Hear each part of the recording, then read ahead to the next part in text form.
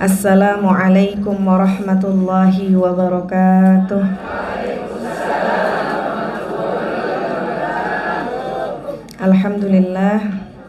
Alhamdulillahi rabbil alamin. Wabihi nasta'in ala umuri dunya waddin. Allahumma fasalli wa sallim afdalas salati wa atammat taslim ala sayyidil mursalin habibina wa syafi'ina wa qurrati a'yunina wa imamina wa maulana Muhammadin wa ala alihi wa sahbihi ajma'in. Amma ba'du. Subhanaka la ilma lana illa ma 'allamtana innaka antal alimul hakim. Wa qur rabbi shrah li sadri wa yassir li amri wahlul 'uqdatam min lisani yafqahu qawli. Allahumma ati nufusana taqwaha wa zakkiha anta khairu man zakkaha anta waliyuha wa maulaha. Amin amin ya rabbal alamin. Al-Mukarram wal-Muhtaram Sahib al-Fadilah Sidil Walid Kiai Al-Haj Muhammad Nasir Zain MA Barakallahu Fih. Al-Mukarramah wal-Muhtaramah Sahibat al-Fadilah Al-Walidah Ibu Nyai Hajah Ida Farida Barakallahu Fiha, yang sama-sama kita hormati, kita cintai para orang tua, para ustadzat yang hadir menghiasi majlis kita pada pagi menjelang siang hari ini. Meminda para ustadzat semuanya yang mungkin belum saya sebutkan namanya satu persatu, mohon maaf, mohon redha. Untuk semua ustadzat kita doakan mudah-mudahan senantiasa dimuliakan dan diberkahi oleh Allah Subhanahu wa taala. Para ibu-ibu jamaah Majlis Kajian Muslimah Ar-Rahmah, sehat semuanya? Alhamdulillah. Mudah-mudahan dengan keberkahan Majlis Khatmil Quran yang tadi telah kita baca sama-sama, mudah-mudahan senantiasa Allah sehatkan badan kita, Allah mudahkan segala urusan kita, Allah lapangkan rezeki untuk kita, Allah sakinah mawaddah rahmahkan keluarga kita, terdidik saleh salihah anak keturunan kita, Allah akhiri akhir hayat kita dalam keadaan husnul khatimah, Allah pantaskan kita untuk berada dalam rombongan Nabi kita Muhammad sallallahu alaihi wasallam fi jannatil firdausil a'la. Amin ya rabbal alamin. Saya hanya menyampaikan satu pesan dari seorang sahabat yang sangat dekat hubungannya dengan Nabi Muhammad sallallahu alaihi wasallam, Sayyiduna Abi Bakr Siddiq radhiyallahu anhu. Menjadi pengingat untuk kita semuanya. Sayyiduna Abi Bakr Siddiq radhiyallahu anhu mengatakan, az-zulumatu khamsun. Kelak kita akan ditimpakan dengan 5 macam kegelapan. Makanya ayat setelah ayatul kursi kalau kita lanjutkan, wala yauduhu hifdhuhuma wa huwal aliyyul azim, la ikraha fid din, terus qad tabayyana ar-rusydu minal ghayy, faman yakfur bit-taghuti wa yu'min billahi faqad istamsaka bil urwatil la infisama laha. Setelahnya, Allahu waliyul ladzina amanu yukhrijuhum minadh-dhulumati ilan nur walladzina kafaru awliya'uhumut taghut yukhrijunahum minan nuri iladh-dhulumat ulaika ashabun nar hum fiha khalidun. Bahwasanya kita semua akan ditimpakan 5 macam kegelapan. Maka untuk menghadapi 5 kegelapan ini, kita juga dibekali dengan apa yang nanti akan menghilangkan kegelapan ini. Cahayanya apa? Cahayanya apa? Buat mengatasi kegelapan yang nanti akan ditimpakan kepada kita. Kegelapan yang pertama dikatakan oleh Sayyiduna Abi Bakr Siddiq radhiyallahu anhu, hubbud dunya zulmatun.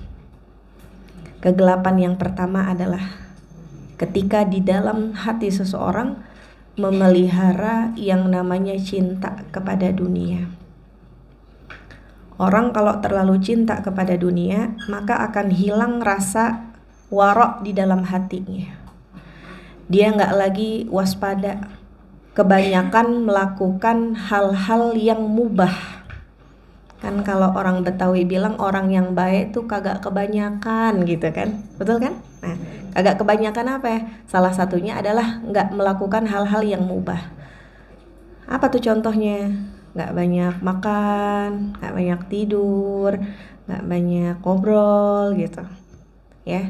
Maka seseorang ketika dia punya rasa cinta yang berlebihan kepada dunia di dalam hatinya, akan berkurang bahkan hilang sikap waro atau sifat waro di dalam dirinya.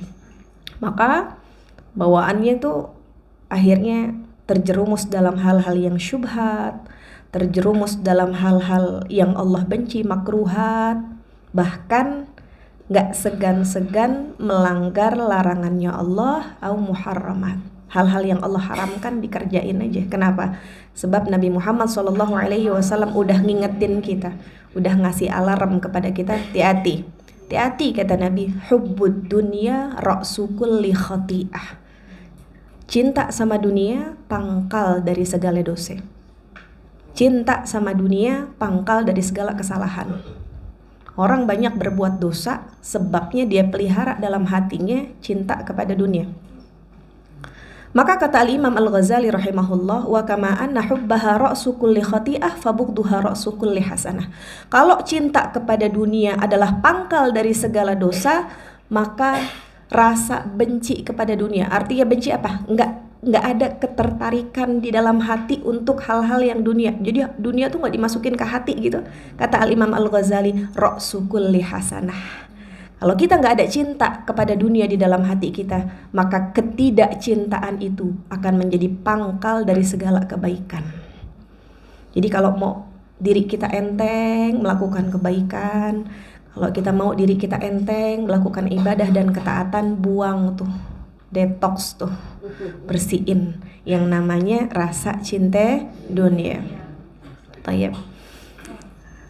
Wassirajulaha, kalau kegelapan yang disebabkan oleh kecintaan kepada dunia itu menimpa seseorang, bukan berarti nggak ada cahaya yang bisa menerangi, bukan berarti nggak bisa diobatin. Bisa dengan cara apa? Wassirajulaha at-taqwa.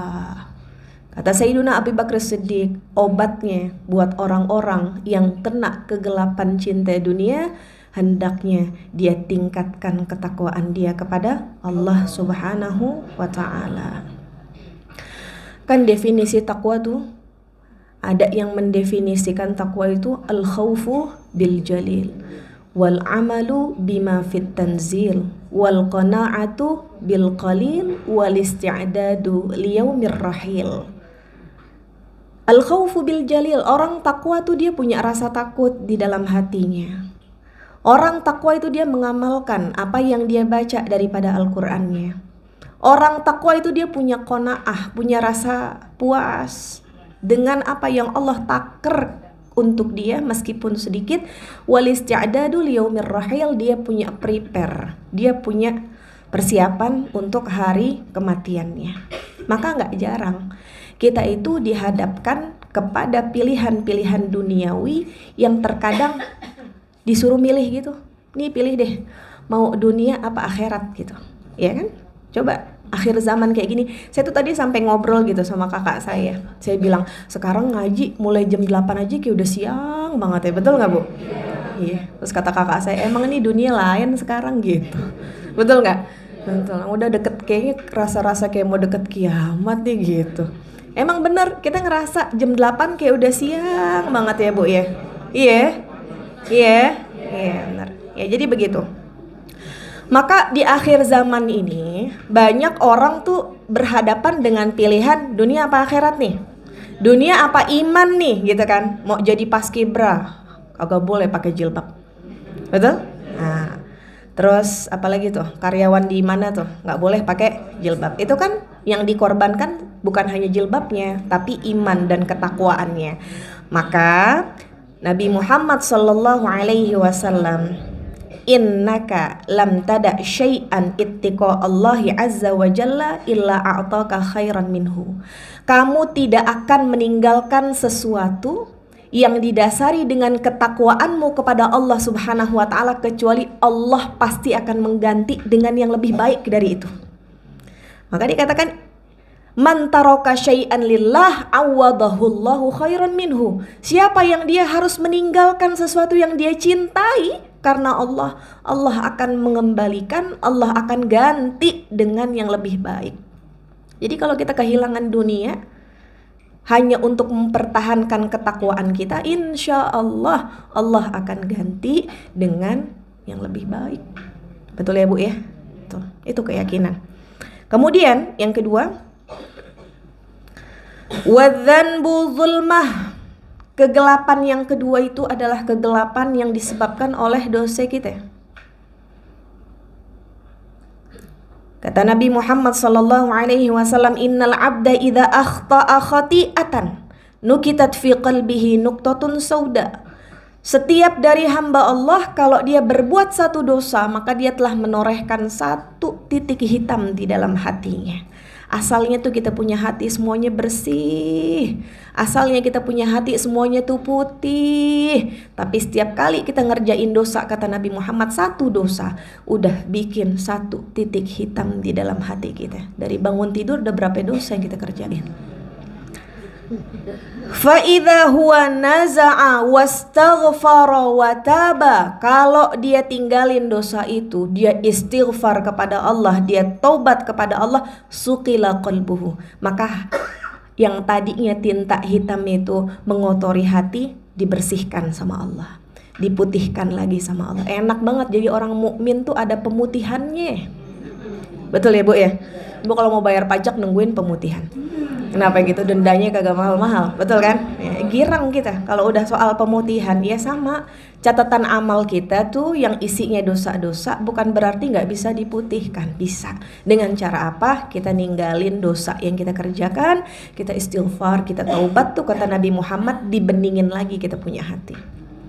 Wa in ada, tapi kalau kita balik lagi ngerjain dosa yang sama, zida fiha hatta ta'luwa ala qalbi. Semakin banyak lagi tinta hitam yang tertoreh di situ. Wa huwa arranu alladzi dzakarahu. Dia tuh kalau misalkan tinta hitam itu atau torehan hitam itu sudah terlalu banyak, maka dia akan menjadi seperti yang Allah katakan dalam surah Al-Mutaffifin, kalla bal rana ala qulubihim ma kanu yaksibun. Sekali-kali tidak. Hal itu adalah sebuah karat yang ada di dalam hati yang didasari oleh perbuatan-perbuatan yang mereka kerjakan. Jadi kalau dosa udah terlalu banyak, udah numpuk dosa dan dia nggak diistighfarkan, nggak ditaubatkan, nggak ditinggalkan, itu titik hitam yang tadinya cuma 1, 2, 3 akan jadi banyak, bahkan membuat hati kita berkarat. Naudzubillah, ini yang paling susah. Besi kalau udah karat susah ngilanginnya, betul ya Bu ya? Nah, mudah-mudahan kita semuanya bisa menghilangkan kegelapan yang didasari atau disebabkan oleh dosa. Kalau misalkan dosa merupakan kegelapan, wasirojulahu at-taubah.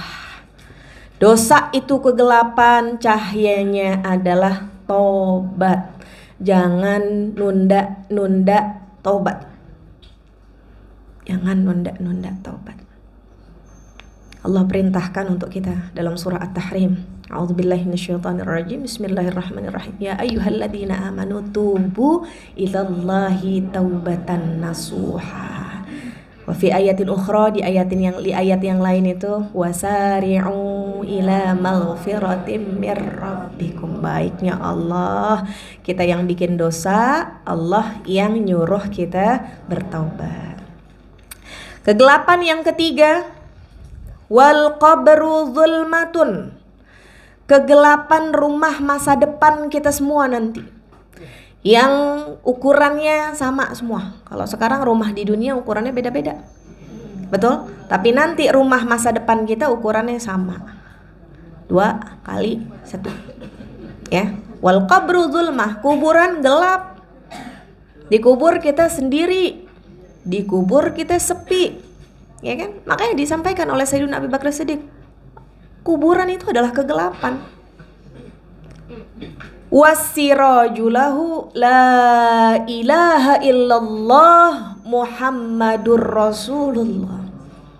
Semua yang masuk ke dalam kubur akan merasakan gelapnya kubur, tapi bukan berarti dia tidak bisa punya cahaya di dalam kubur. Dia bisa menerangi kuburnya dari sekarang.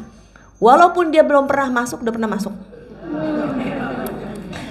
Dari sekarang bisa dia siapin tuh lampu-lampu lentera-lentera yang menerangi kubur dia nanti. Salah satunya adalah dengan kalimat La ilaha illallah Muhammadur Rasulullah. Nih, kata Nabi Muhammad SAW begini, Man qala la ilaha illallah mukhlisan dakhalal jannah.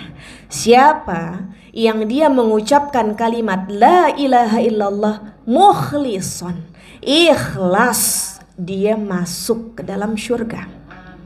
Sahabat gak puas sampai situ. Sahabat masih nanya, ya Rasulullah, fama ikhlasuha? Ya Rasulullah, apa sih, bagaimana tuh cara ikhlasnya kita ketika mengucapkan kalimat la ilaha illallah? Tanda-tandanya apa? Bukti kita ikhlas kayak tadi kita baca tahlil setelah khatmul Quran, la ilaha illallah, la ilaha illallah. Tuh kita ngucapinnya ikhlas nggak ya? Ada buktinya, tunggu dulu. Ada buktinya. Apa buktinya? Antahjuzakum an kulli ma harramallahu alaikum. Yang ketika kamu mengucapkan kalimat la ilaha illallah, kalimat itu mampu menjaga dirimu dari perbuatan-perbuatan yang Allah haramkan. Kalimat tahlil itu bisa menjadi benteng untukmu untuk tidak melakukan hal-hal yang Allah larang. Tuh tanda orang yang ikhlas ngucap tahlilnya. Jadi tanyakan lagi kepada diri kita. Kita udah tahlil berapa kali dalam sehari? Banyak. Tapi masih susah buat nahan diri dari perbuatan yang Allah larang. Jangan-jangan ngucapinnya kurang ikhlas. Jangan-jangan bacanya kurang ikhlas. Ya Allah, mudah-mudahan kalimat tahlil yang kita ucapkan bersama-sama kita bisa mengucapkannya dengan ikhlas yang pertama, kemudian kita bisa menghindari dari hal-hal yang Allah larang, sehingga kalimat ini kelak dapat menjadi lentera yang menerangi kubur kita di masa depan. Amin ya rabbal alamin. Berikutnya, wal akhiratu zulmah.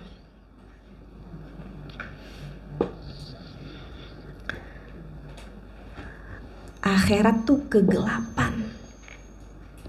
Negeri akhirat itu nanti merupakan satu kegelapan yang ditimpakan untuk hamba Allah. Kenapa begitu? Dikatakan di sini likasrotil ahwal, saking banyaknya fenomena yang mengerikan nanti di akhirat. Saking banyaknya fenomena yang nanti mencekam di akhirat. Maka digambarkan akhirat itu adalah satu kegelapan. Wasirojulaha al-amalus soleh. Yang akan menjadi cahaya untuk kita nanti di akhirat adalah amal soleh.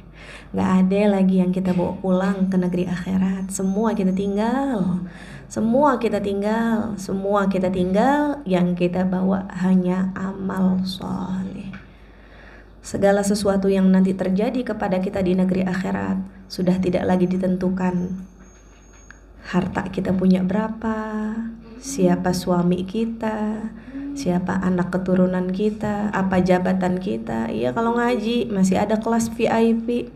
Ya, ntar di akhirat gak ada kelas VIP, gak ada kelas ekonomi. Semuanya tergantung bagaimana amalannya. Emang ada kartu VIP mau ikut rombongan Nabi Muhammad? Gak ada.